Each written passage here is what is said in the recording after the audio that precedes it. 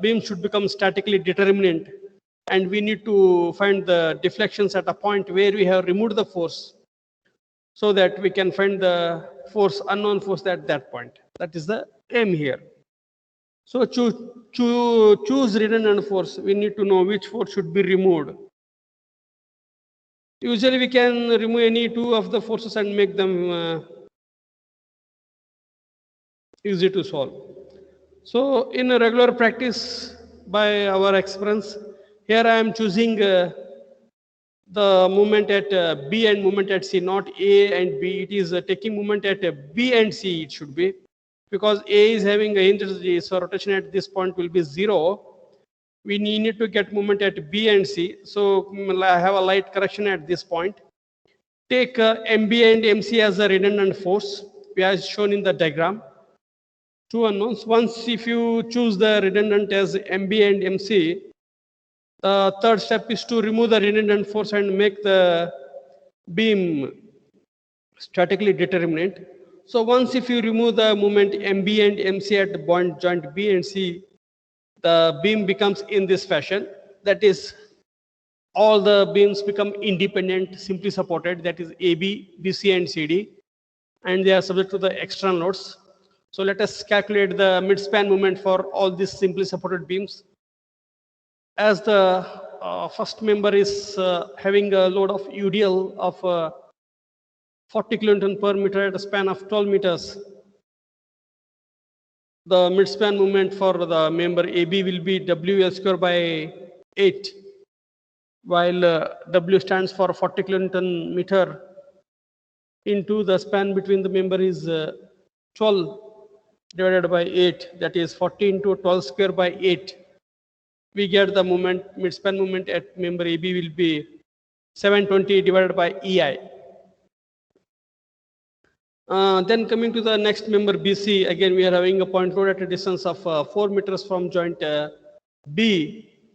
So for this, the moment calculation will be at mid-span moment will be WAB by L, where A stands for a distance between the joint B and the point load, while B is a distance between the point load and joint C. So W is 120 kilonewtons given, A is 4 meters, B is 8 meters, and the total divided by the total span is 12 meters. By substituting all these values, the mid-span moment for member BC will be 320 kilonewton meter by EI. Similarly, the last member CD is having subjected to a UDL of 20 kilonewton per meter with a span of 12 meters. Substituting the values of mid-span moment equation, that is WL square by 8, we get the value as 360 by EI. That is WL square by 8. W stands for 20, L stands for 12. So we get 360 by EI as the moment for member CD. The bending moment diagram, you can see it here. They are independent, AB, BC, and CD. So the redundants are MB and MC. So they are the value of P here. So P is equal to MB by MC. That is one. Coming over to removing the redundants, we got the bending moment diagram for these statically determined beams. So we need to find the deflection at the point where we have removed the forces. So forces are removed at B and C joints. So we need to find the deflection at joint B and C. Let us assume that joint B is having a moment removed. MB will be the first coordinate. And similarly, joint B is joint C is the second joint which are been redundant. So let us take MC as a second coordinate. So delta 1L, that is the deflection at first coordinate line due to the external loads. We can see from diagram, we are finding at B point. To find the deflection at the first coordinate point, that is B, we have connected with the two members BA and BC. So for member AB, find the deflection at B point, and for member BC, find the deflection at B point. That is nothing but a shear force at B point for member BA and shear force at B point at member BC. That's nothing but a reaction of joint BA for member AB and reaction at joint B at for member BC. So from diagram we can know that it is a parabola. So the area of parabola will be 2/3 of base times height. That we have done. 2/3 of base is 12 and the height is 720. This we got to know it. And this should be divided by the span into the half of that load will be taken on one side. So the reaction at B point will be half of the area of that parabola. Half into area of parabola is 2/3 by 720 by 12. Plus the reaction at B point for BC will be, we know that you can see the triangle here, that is half base times height, area of triangle, half base is 12, height is 320 by EI. So this is the area of triangle and CZ is not at midspan. So towards BCZ, the reaction to know at reaction at B, we need to know the CZ towards C point. So at C point, we can know the total span is 12 plus the distance between this and this is 8 meters. So 12 plus 8 divided by 3 into divided by 1 by 12 will give the CG towards B point. So the total deflection at B joint by considering two members AB and BC, depending upon the load pattern, we get 3,946 by EI as a deflection at first point. Similarly, delta 2L is finding the displacement of second coordinate at joint C.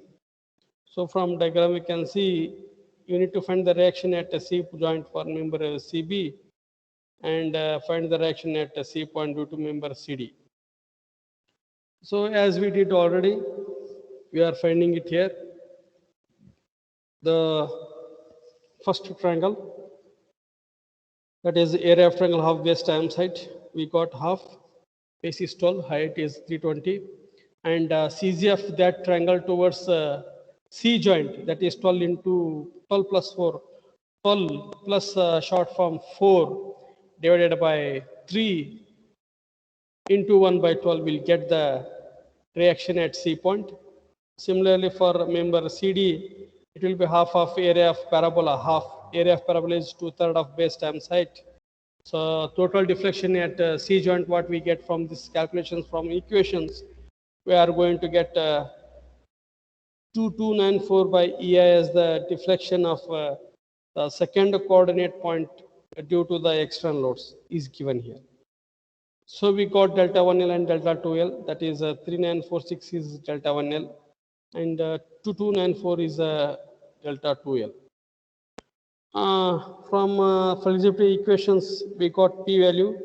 P value is MB and MC, and a small displacement is delta value. You should find it in further way. Next is delta minus delta L. So you got the delta L value here, that is 3946 at first coordinate and 2294 at the second coordinate. Obviously delta value will be 0. There is no external moment or force given in the beams. So obviously delta value will be 0 at B and C. So next coming with small delta value to be found, the deflection at individual joints depending upon applying a unit load which is removed at that point. So as redundant force are MB and MC, there will be in a rotation form. So first one, now applying the unit movement at first coordinate joint, remove all the forces, remove all the members. So there are only free members are there, AB, BC and CD. And we are applying one of the rotation movement at B joint, that is at for BA and BC. We can see the diagram. We are applying 1 kilonewton meter movement at B joint. And let us draw the bending moment diagram for this above diagram. You can see in the directly.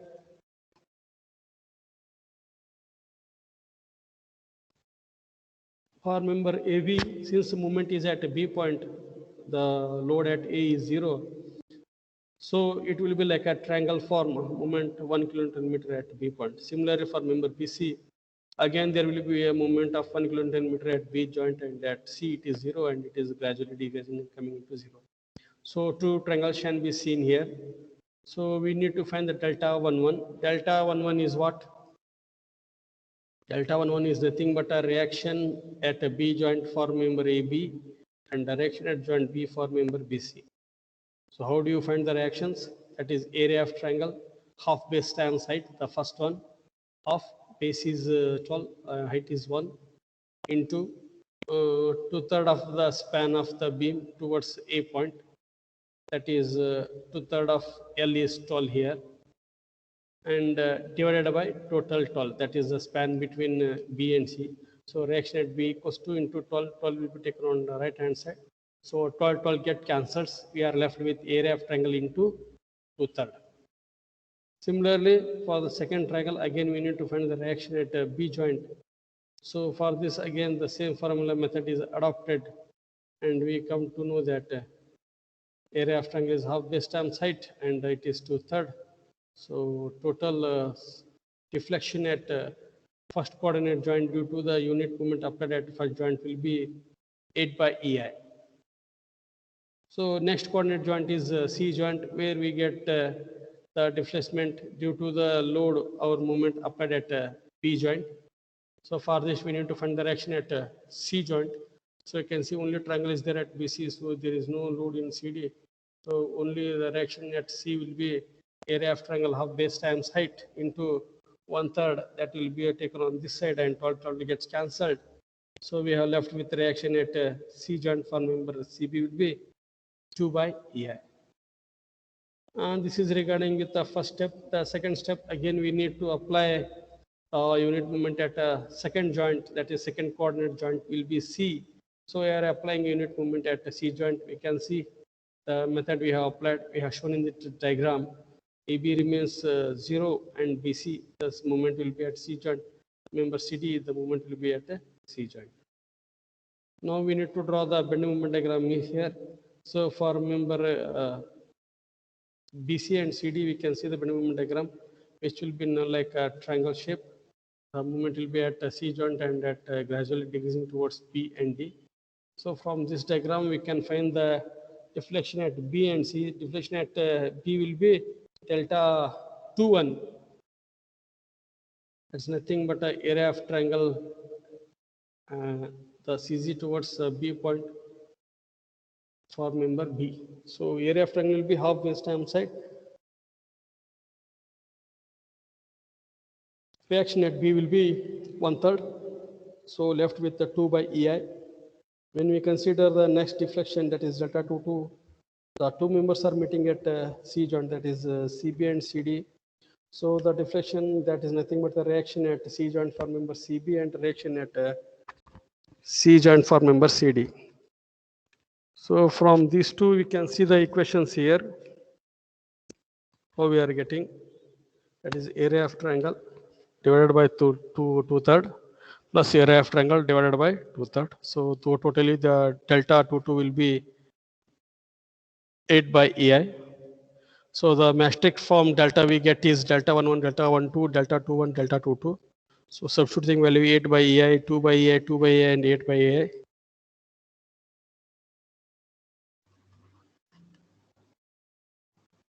We are going to apply the flexibility matrix method here, equation, that is delta P, small p, capital P, capital delta, and delta L.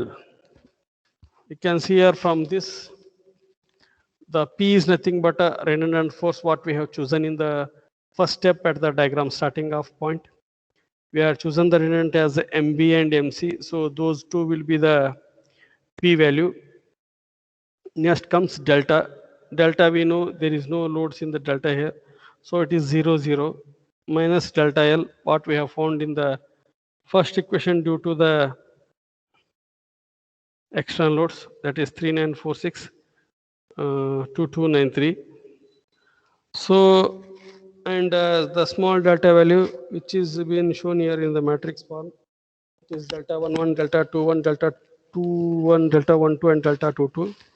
Substituting values, we can calculate the moment at B and C. So moment at B will be minus 449 kilonewton meter, and moment at C joint will be minus 174. Once you know the moment, once you know the forces in the members, then you can go in any of the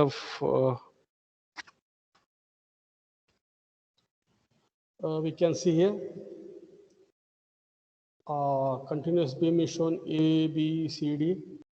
Sir, Next, PPT not visible, sir. hello, PPT not visible, sir. it not visible. Huh?